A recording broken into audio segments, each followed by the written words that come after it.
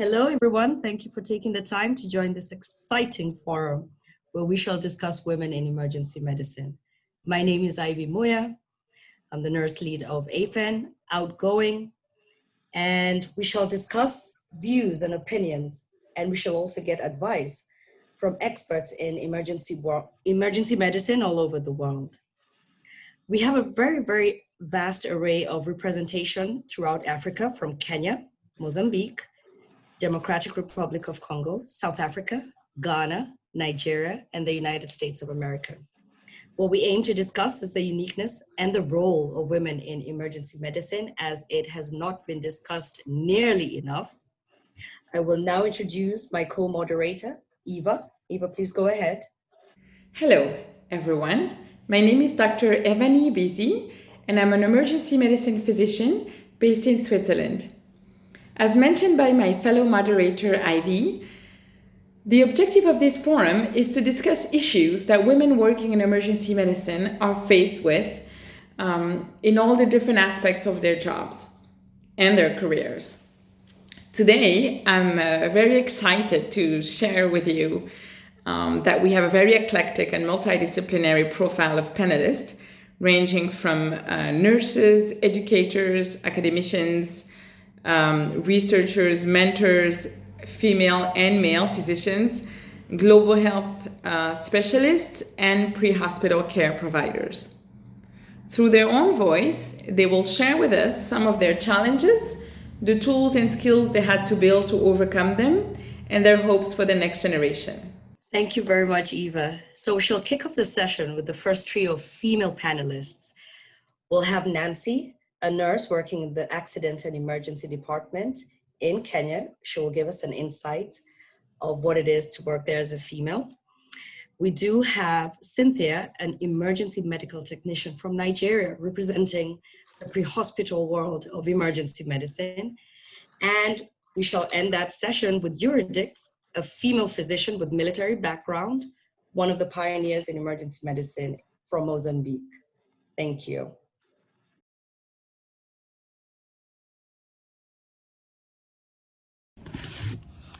Hello, Ivy. Thank you very much for having me here on this platform today.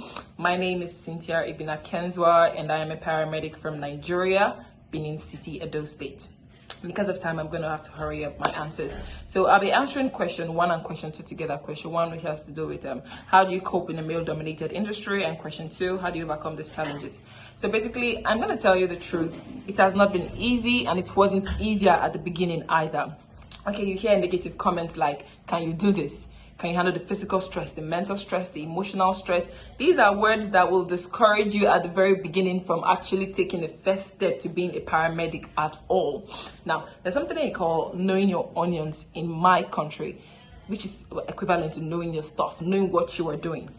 I'm going to give a particular scenario. I remember during my clinical internship, there was an incident. I and my senior colleagues were called to rescue. There were 2 male senior colleagues, and I was the only female there. So when we got there, it was a multiple casualty incident. So many things, so many patients. So they went right on after they called for backup. So I went into the scene as well and did what I knew how to do best. At the end of the day, when we transported the patients down to the hospital, my senior colleagues were amazed at what I was able to do, how I was able to effectively manage my patients. And I noticed that from that day, they actually treated me quite differently. So the idea of she's a woman was not there anymore. So that is just one of it. The second thing I'm going to talk about is knowing how to handle conflict. It is believed that women overreact to things. They act based on emotions. In this field, you cannot afford that. You have to think before your emotions. You have to be able to effectively think and handle situations before allowing emotions overshadow you or take total control. Becoming a person of value, that's another point in overcoming the challenges. Honestly, you have to be that person who everyone runs to for solution. You have to be that very person everyone says, oh, if you meet Cynthia, she would give you an answer to this, or if you meet Cynthia, she would know what to do in this particular situation. So you have to be that kind of person to actually remove the barrier of she's a woman, she can't do much. All right. And something else, yeah, you have to be physically fit. This is very, very important if you are going to be a paramedic. You have to be fit because you're going to be lifting patients, you're going to be moving patients. We don't want a scenario where you and your colleagues go to pick a patient from the house and then, oh, I don't have enough strength to lift this patient. It is not going to sound nice considering the fact that there is already a conception that you are a woman, you can't do this. So you have to be physically fit. You have to look. There was a time that we went for a rescue. This patient was 100 kg. We're just females and we had to move this patient down to the hospital. That actually helped our colleagues see us differently. They felt that, okay, these women know what they're doing because we were strong enough to actually move this patient down to the ER. So that's that. So moving on, if I were a policy maker, what would I do?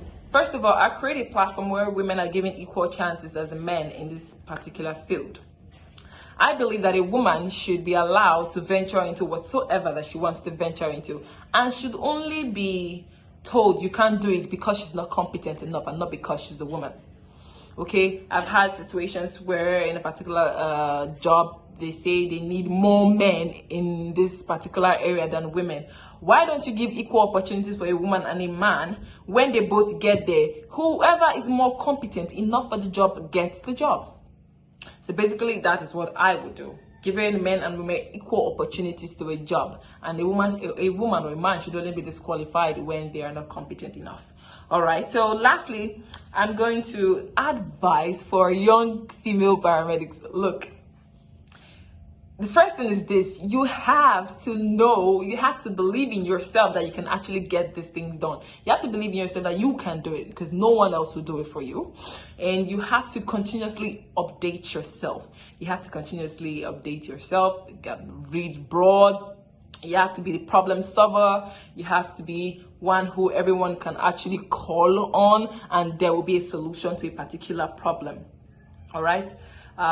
So that's for that. I'm running out of time right now. Once again, thank you very much. It's been an honor. I really appreciate you, and God bless.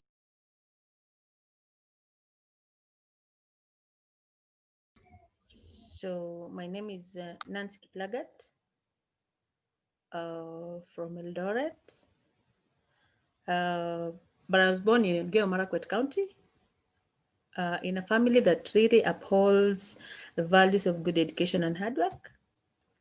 I am a Kenya registered community health nurse, trained from Kakamega Medical Training College. So the first question is, are you able to command attention while at work as a female working in the emergency room? I would say not always. At times you are able to command, at times you are not. Others don't want to listen, or others don't want to do maybe what you were telling them. Yeah. Then my second question is, if not, how does it make you feel, or in general, where are your views or feeling when ignored? Of course, every time when you get ignored, you feel bad. But in my workplace, I would feel demoralized, and because being an emergency room nurse, trained, qualified, and licensed, and if people know that Nancy is an emergency room nurse, then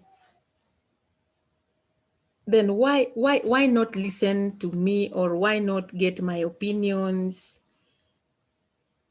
So I would really say I feel demoralized, and all of us are there to save life, and maybe I'm giving in my input, maybe would improve the outcome of the patient. But if you feel when you say and people don't want to maybe do your way, you would feel like, okay, I'll feel demoralized. Then the other question is, what would you do to improve or mitigate the issue at hand, that is, of not being heard? Maybe after the maybe we're doing a procedure. So if you say something and people don't want to do your way, what most of the time I do myself is later on I'll explain the importance of why I was maybe seeking their attention, or why I was saying we try this other way. Then I would give a rationale on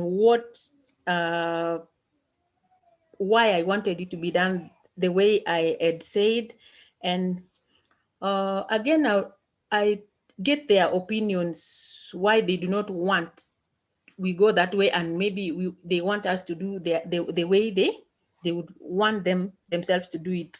We try to, another thing is it something that we can solve? Or maybe when we meet, when we talk together, they hear my point, I hear their point, then we come to a conclusion and say we solve the issue. So my last question is summarize the do's and the don'ts based on how you get heard. So you have to listen to everyone, like listen to everybody's reasons, their opinions, and that is, just be a good listener. Then on your side, you need to communicate well, like pass out your information so well that everyone can understand. Then you got to be friendly, but you need also to be firm. Be friendly and firm. Then we got to discuss with your team on the patient care. Let them know you, know that Nancy is an emergency nurse, she's qualified, she can do ABC. Let them also tell you their abilities, what they can do. You know, you can be a trained qualified nurse, but there are some things you can't do. So give them an opportunity, let them explain, let them discuss with them, and be patient with everybody. Then the don'ts, I would say, don't force let's say, don't force if you want something, don't force it to be done your way. If you see people don't want to do it, just don't force, let them do their way, then you come talk about. Then don't use an abusive language. I would say don't use an abusive language, like, or don't show off, like, I know, like, don't boast like you know something. Then don't take it personally. In my field of work, I would say don't take anything personally, because if you take everything personally, I don't think you will be happy with what you're doing. You'll be happy when you're going home. You'll be happy when handling something, because every time you would see that maybe the staff you're working with, and you will always have that grudge, like, I said this and they didn't want to listen, so why should I work with him or her? I would say all of us need to improve, like everyone needs the best care for the patients. So let all of us would, like me, I would work to really help a patient, to improve my emergency care to that patient, because I would really want the same to be done unto me, because all of us need emergency services at any given point of their time, be it maybe your family, maybe your child, yourself. So I would really do it so well, so that maybe if it is me, it will be done so well unto me. Thank you. Hello everyone. Thank you for joining us in this session of our program, Women in Emergency Care. My name is Irina Puyo from Kenya. I am an EMS instructor, an advanced emergency medical technician. Currently, I'm working at the Jaramogi Oginga Odinga Teaching and Referral Hospital. Today, I'm really honored and excited to introduce to you a very special guest. My guest has broken the boundaries. She has ventured into a stereotyped male domain as a woman physician, and more so as a woman in Marine military. Please help me welcome Dr. Eurydice Barbosa.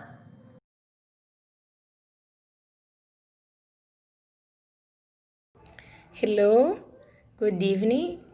My name is Eurydice Barbosa. I am Mozambican physician and member of Mozambique's first class of emergency medicine residents.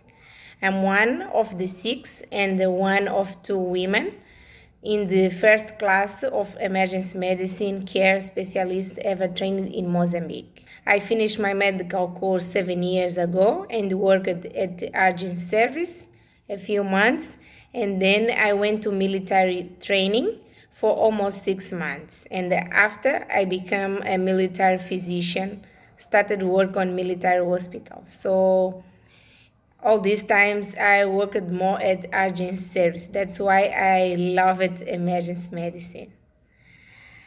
Which problems, challenge did I found during my training? Okay. So the first problem was because it is a new specialty and no one knew about emergency medicine before we started. We started the residence in 2017 in Mozambique at Maputo Central Hospital. That is the biggest hospital, quaternary hospital, only one in the country. As a new specialty, we have a challenge to start because they don't know where we have to be. They don't know, they didn't know more about this, but now we are trying to advocate more emergency medicine.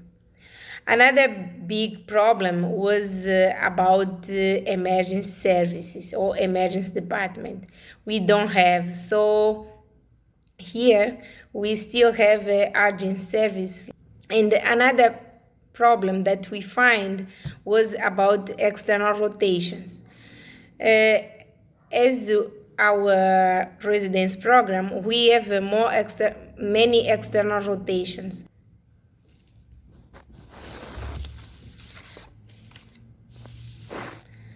And another question, how have I championed overcoming stereotypes and bias assumptions within my community and my closer family cycle?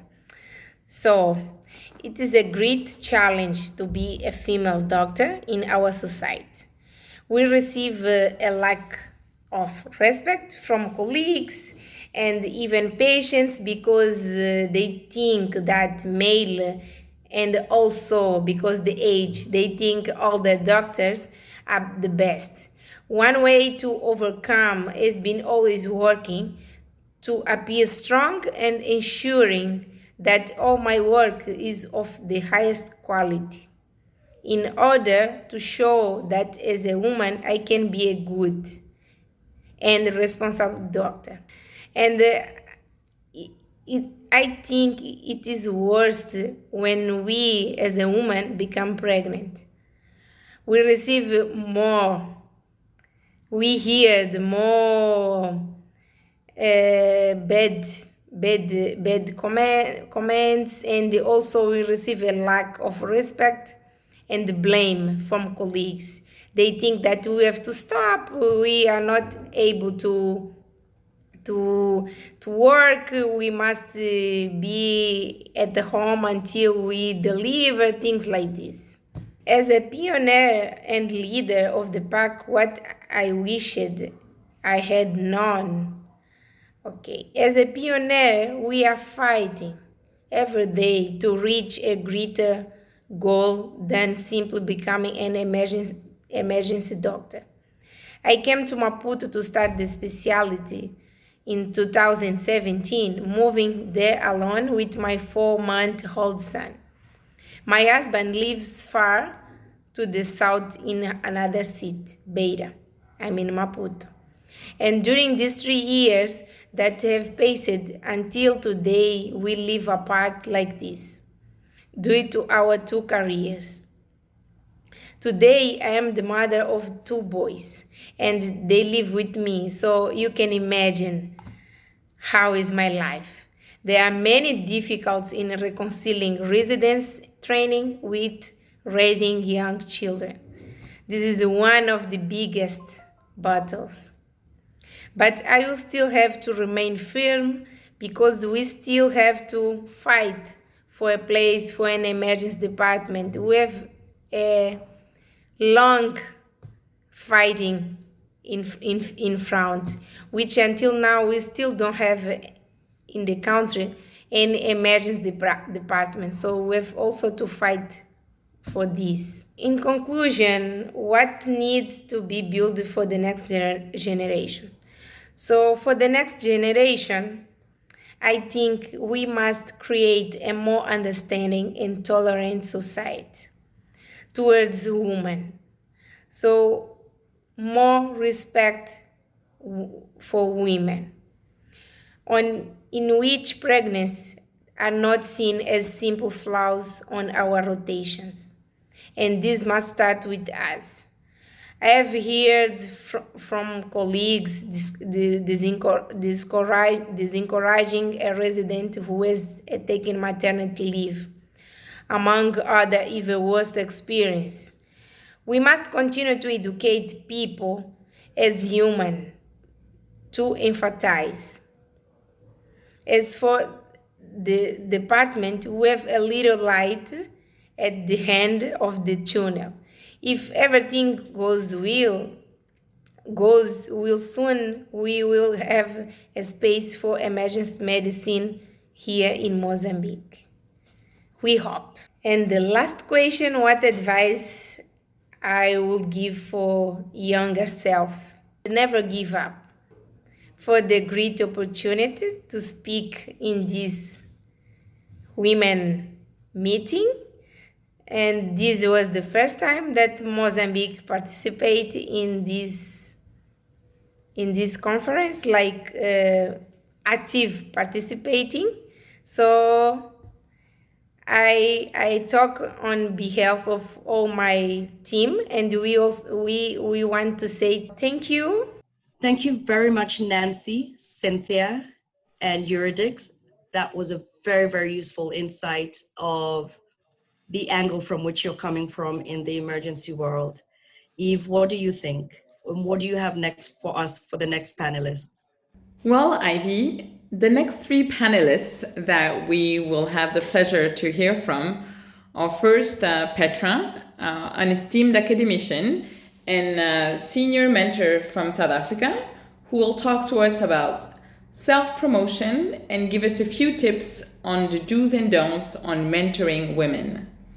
The second one will be Emmanuel, a male nurse, educator, and researcher, who will tell us about his own experience working in a female-dominated environment and how he collaborates in the research projects and mixed teams. Then we will have a third panelist who is Dr.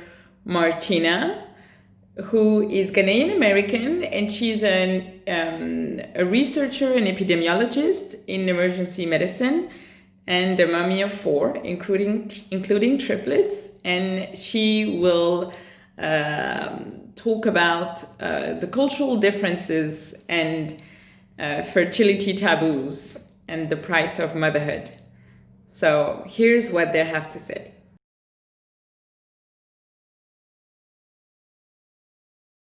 So why are women overlooked and underpaid? I think one of the reasons is that women often opt for, to work part-time or move out of a career progression pathway. And this is often, to make sure that they have enough time for motherhood or to have enough time to work and to spend with the family. It takes a lot of work running a household and raising children. And unfortunately, this is disproportionately done by women most of the time. And it's said that women actually choose to, be the ones that look after the children and maintain the household. But actually, I think it has a lot to do with societal expectations and families and the larger community just expecting that this is the work of women. currently there's also a great deal more men in senior positions. And I think when they're looking for replacements and to promote, then oftentimes they just instinctively look for other males. I think what needs to happen is we need to change the definition of leadership behavior. Oftentimes, you know, what we see as being the typical kind of leadership behavior is in fact stereotypical male behavior. You know, we say that if you want to have a senior position, you have to be somebody that's always available, that can work at any time and can work very long hours. And I think this really does need to change. We also need to guard against making assumptions for women. So sometimes women are not even offered a position because people around them say, oh, well, she wouldn't like it. She wouldn't be able to do it because she's got 3 children at home and she would be too busy. So I think we really have to think about this and make sure that we are not perpetuating this in the workplace. Thank you.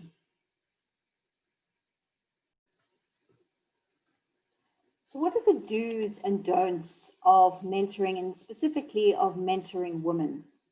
I think from the beginning, it's very important to ensure that you have a very clear structured program of mentorship, and that it is clearly demarked what, you know, the roles of the mentor and the mentee are. And there's a very clear code of conduct. People are very clear of the boundaries. And so both the mentor and the mentee know exactly what is expected of them. Women also may be prone to undervaluing their contributions or their potential. So I think it really falls to the mentor to spend time sort of nurturing and supporting them and encouraging them that in fact they do have the potential and they are in fact eligible for leadership positions. I think as a mentor, you know, we mustn't just dive in and mentor anybody. We need to stop and really think about the person that we are considering mentoring and say, do we have the right skill sets to be able to effectively mentor that person? Are we in fact the right fit? Because sometimes we just aren't, and you perhaps need to find somebody else to play the mentorship role. Being a mentor takes a lot of time and energy and commitment. And many times a mentor might really want to be able to do the job and might really want to mentor a particular person. But the reality is that their professional and their home life might mean that they just do not have enough time to be able to do this effectively. So I think we really have to think carefully before agreeing just to mentor somebody. The job of a mentor is really about suggesting and not instructing.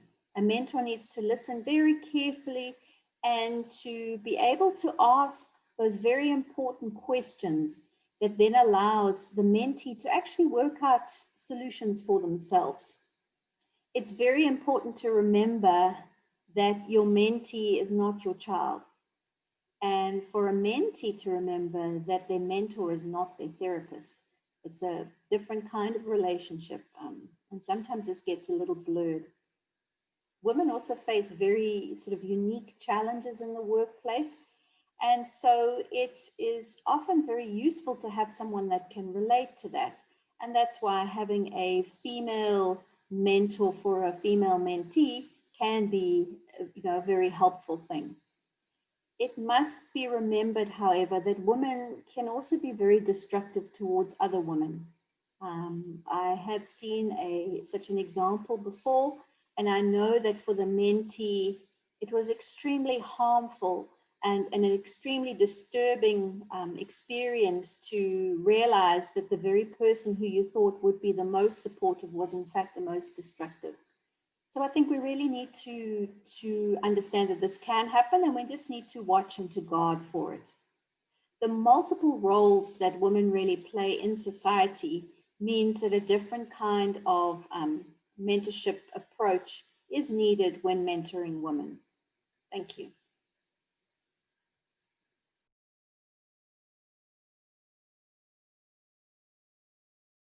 Do you feel there is competition amongst women in the ER or men?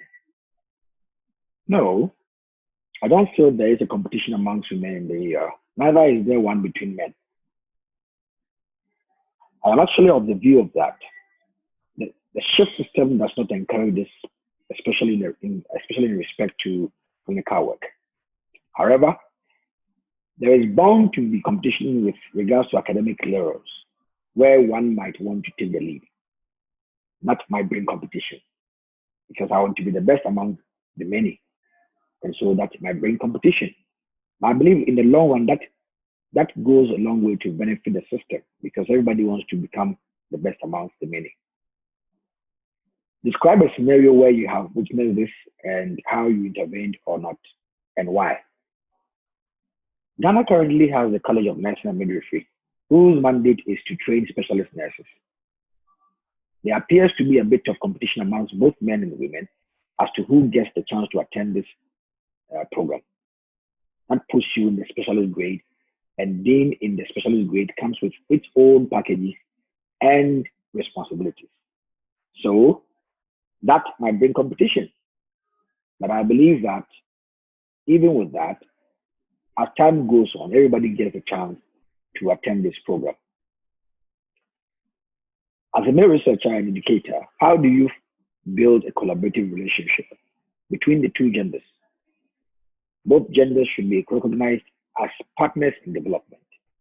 Equal opportunities for both is highly recommended. People should not be discriminated upon the fact that they are males or females. They should be recognized per their capacities and abilities as nurses. And as a nurse, doesn't matter whether you are a male or you are a female. And they are to be encouraged to really achieve their aims based on their interest in the various aspects of nursing. In the ED/ER, if you would propose changes or improvement, what would they be in order to build a healthier work environment? I believe that we need to consider encouraging the spirit of teamwork.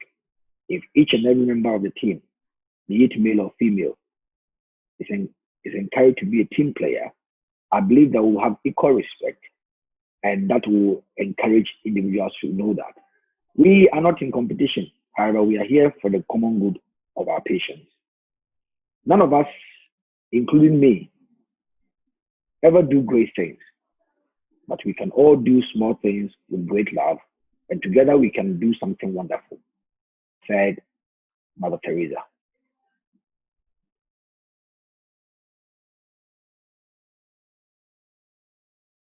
So the first question is, what is it like to be a woman professional in your emergency medicine setting? So I actually am the only clinical epidemiologist in the Department of Emergency Medicine Research in where I work.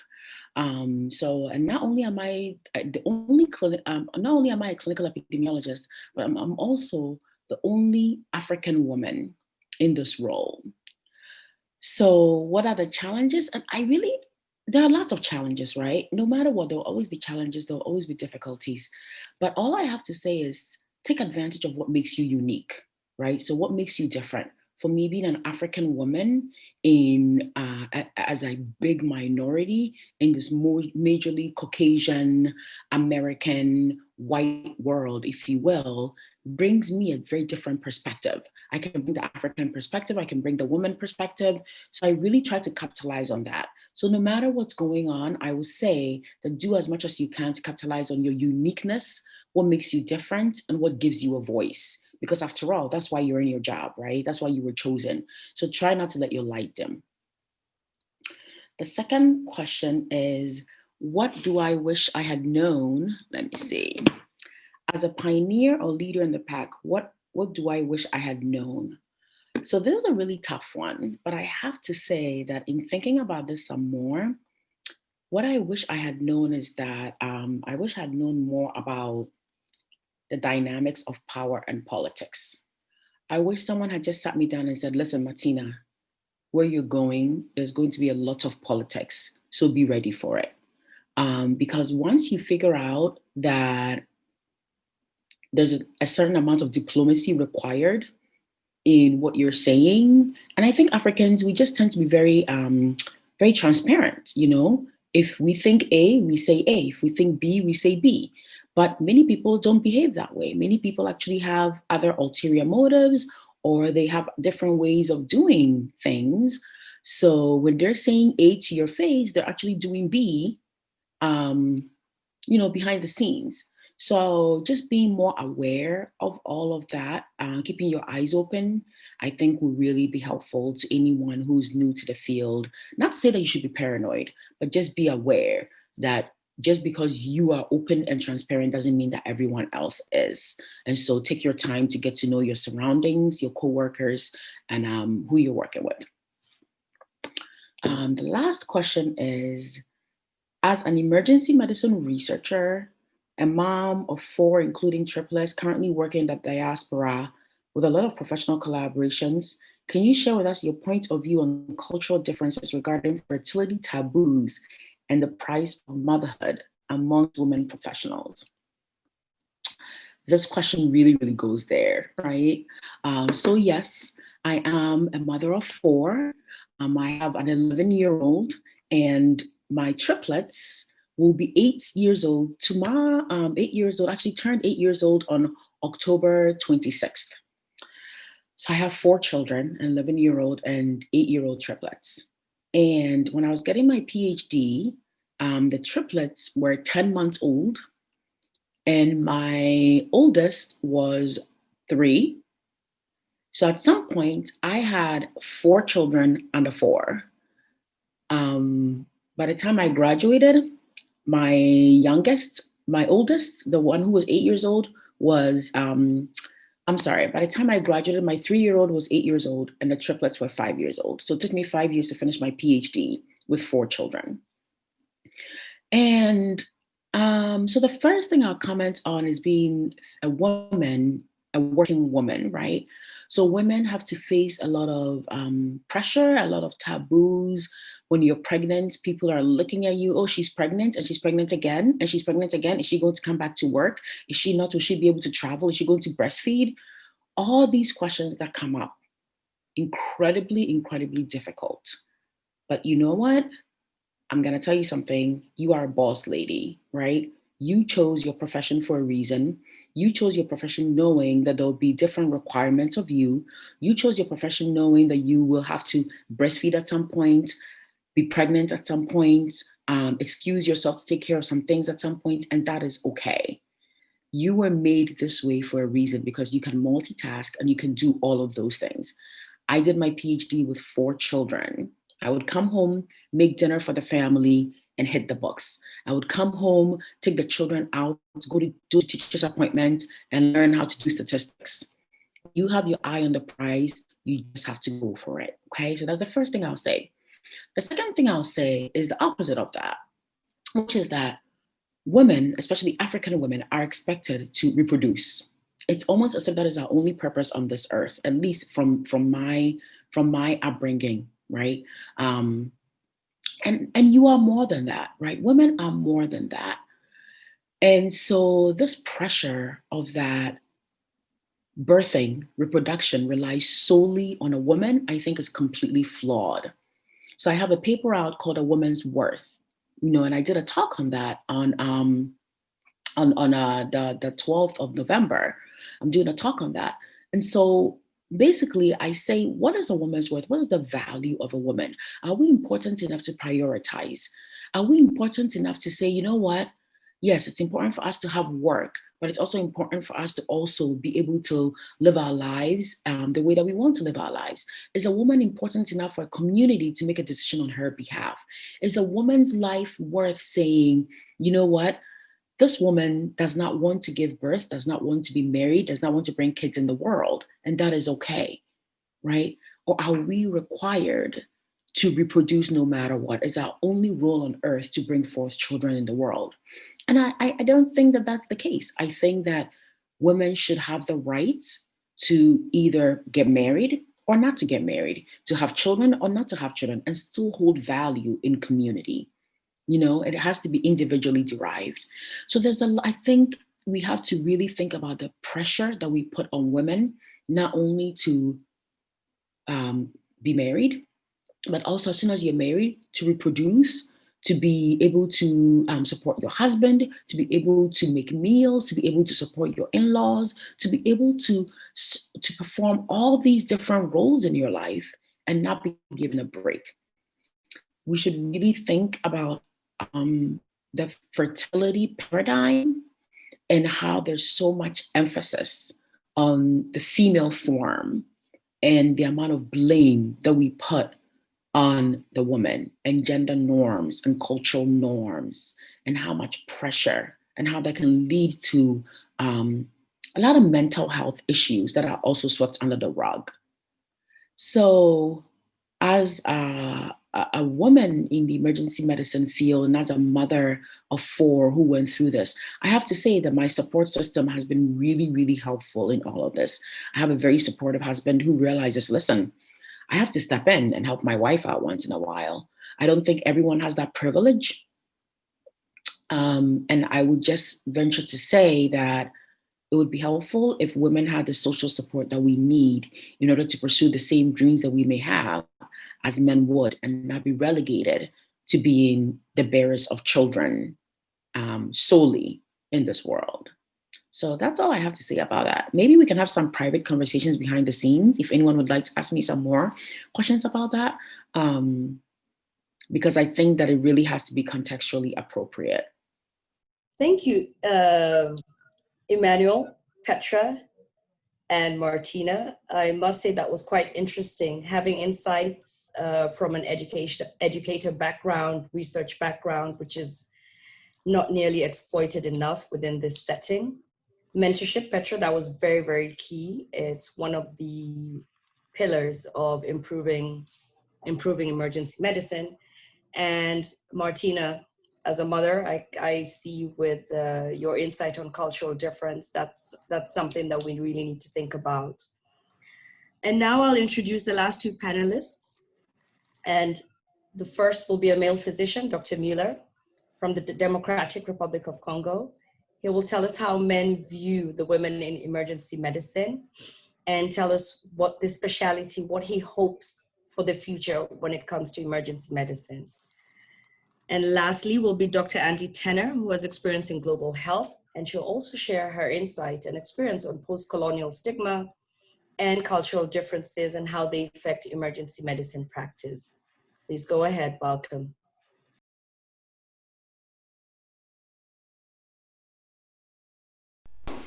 Good morning, everyone. My name is Mola Mulenga. I am an emergency physician from the Democratic Republic of Congo. I am the head of the emergency department at Hill Africa Hospital. Hill Africa Hospital is located in Goma, eastern part of the DRC. I'm the president of the EM Association of the DRC and the immediate past vice president of the AFM. It's a greater honor to be invited to contribute to this panel, and thank you very much for the invitation. For the question that how do men handle the current female promotion scholarship, I think that there are 2 points of view. There are those men who think that female, they don't deserve to be hired at a very good position compared to the men to get a promotion, I think because they are just female. Another point of view is that we are all human beings and everyone can get a promotion. And that is my point of view. And for that I have a very, very nice experience from my specialization. In the emergency department at Muhimbili University, we were working female and men in very respectful considerations, and I didn't see a work deserved for a female or for a man. We were all working as students with our leaders, teachers, with a very good consideration. Another experience I'm having as a member of AFM, it's very, very nice to see how female, they are getting success, they are improving things in the federation across the world. I think, for my point of view, female, men, we are all human beings, and we should work together and everyone is having the right of having promotion scholarship. Yeah, but knowing that we should all be respectful each other and accept that everyone can be a leader. I think some women themselves they're having a complex of that, because I'm a female. I can't get that position because I will not be able to do this, I will not able to do that. And some of them when they're having that position, they don't handle it very well, and that's why some men they think that no, we should not give that such work for that one. And I think, for my point of view, that can be the same with a man. It's not like I'm a man, I know everything, and the same, being female is not that we are. She's knowing everything. I think things will change to the spectrum that everyone should get the same chance of leading things. And we are having that experience again from AFM. The first president was a man, the second president of AFM a female, another president is the third one a man, the fourth one is a female.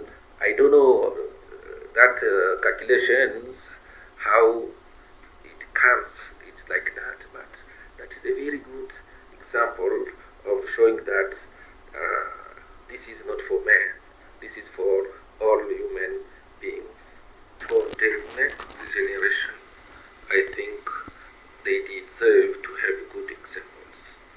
I did mention the FM example, and I think everyone at the local level where he's working, he should show that emergency medicine is for male and female, and everyone deserves the right of hiring any position. And for that, we should encourage people to take emergency medicine regardless the gender. The gender should not be a problem or a limitation for leadership. Thank you.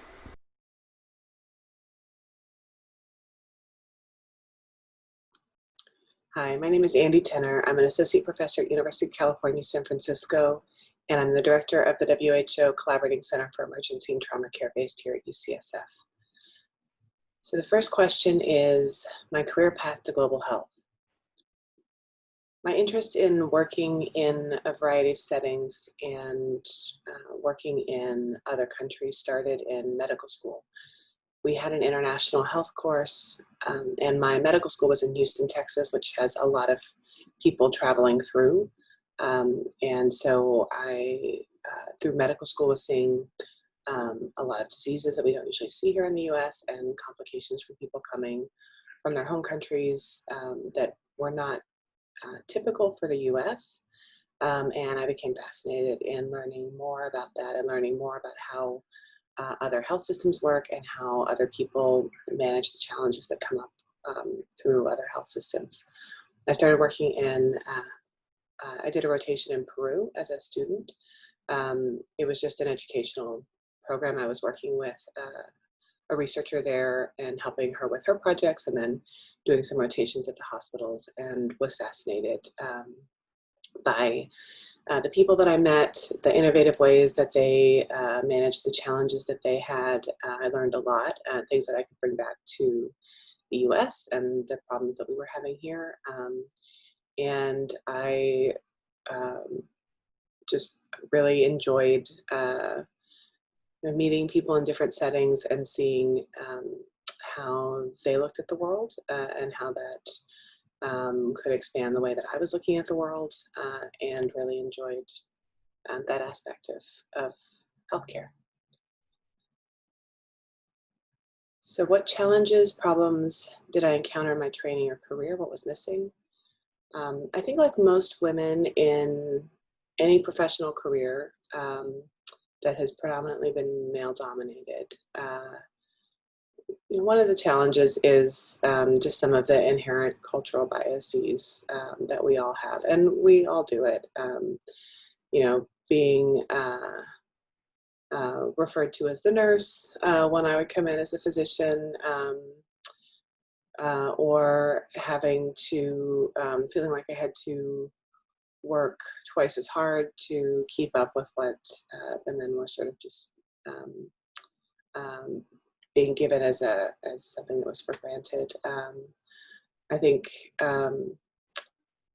perceptions around women and whether you were married or not, whether you were going to have children or not, all of those things that really shouldn't have affected my career, but or the people's perception of my ability to do work factored in. And so those kind of things are always challenging. I think though that happens from both men and women, and I think that's something that is a cultural change that we're working on. And I think that's where we can come in and try to help in ourselves. I have certainly called someone a nurse who was not, so it's not like we're all always open-minded and non-biased. So I think that's something that I'm working on in myself, and working to try to change culture. I have had some amazing female mentors and friends who really helped me through those challenging times, and helped me to think about how to navigate in the world to do the work that I wanted to do. I think I really honestly think that companionship and having those friends and colleagues who support you, who believe in you, who work with you, who help talk you down when you're angry and irrational. I think that community really helps. It helps women in particular, but I think it helps everybody get through the rough times and to kind of rejuvenate your kind of desire and spirit. So how do I address the post-colonial stigma in emergency care as a global health specialist? I think one of the biggest challenges of working across cultures is that you always bring your own cultural lens into things, no matter how much you try not to. It's the way that you look at the world, and that may not always be the correct way, and it may not be in line with the way that the people that you're working with in the areas you're working look at the world. And I think, to try to address that, I think there are a lot of people who look at global health as swooping in to save somebody, and I think that's, I cannot think of a single country or nation or health system in the world that is so good that that it's a one-way street, that you can come in and just fix something in some other place. So I think, disabusing yourself of that as a provider who's working in another setting is really important. You need to know that that's not what you're there for. I view my global health work as a collaboration, and it is all of us as emergency care practitioners, no matter where we are, trying to make the system better. I'm from the US. I'm based at an academic center in the US. Do we do everything perfectly? Absolutely not. We're in the middle of our elections right now. And so if there were any doubts that there were any concerns about how the US operates and looks at the world, I think this is exposing some of that. So I think that is one of the first key learnings of anybody who's going to work in another setting, is that part of the reason that I continue to do this is because of the people that I've met, the innovation I've seen, the fresh look at the challenges that we all face. And a lot of the challenges we face are similar. They may superficially be different, but they're rooted in the same cause. And I think, the thing that keeps me going in emergency care and in this work is that I have this amazing network of people that I've met all over the world who have different lenses on how they approach things. And I've learned so much from the people that I've worked with. And when we sit in brainstorming sessions, I'll have an idea and someone else will say, well, that's, pretty good, but it wouldn't work here because of this, and maybe we should try this. And then it's like, oh yeah, that makes a lot of sense. That sounds like it would work better. And then somebody else says, yeah, but what if we did this, because this one aspect is not addressed? And then everybody's like, oh yeah, that sounds, that's great. Like that just made this program that much better. And someone else comes in and says, well, did you think about this? And what if we added this component in? And the group's like, oh yeah, that makes a lot of sense. So I feel like we're all better together, and this sort of notion of going in to fix something is not that's the thing that we all need to avoid. We're fixing the global system, and we're doing it together as partners. And I think it's hard sometimes to come in. You have to have a lot of humility, because we all, whatever system we're exposed to, that's the only one we know. And so we think it's right. And things that we were told are the truth and the only way to do things aren't always the only way to do things. And having an open mind and listening and hearing about what challenges other people are facing and how they've gotten through that. I think that's the beautiful part of global health, and that's the part that keeps me coming back, but that's the part that gives me hope that maybe we can fix these problems. Because, we have so many smart people with so many different approaches and thinking through this as a group, and everybody brings in their own lens and view and their experience. And with that all together, we get a picture of what the world looks like. And we can take these challenges and approach it with a world view, and try to develop solutions that work in a variety of settings and are not, transplanting one problem to another, but thinking through this in an innovative way. And I think, that's the message. I think,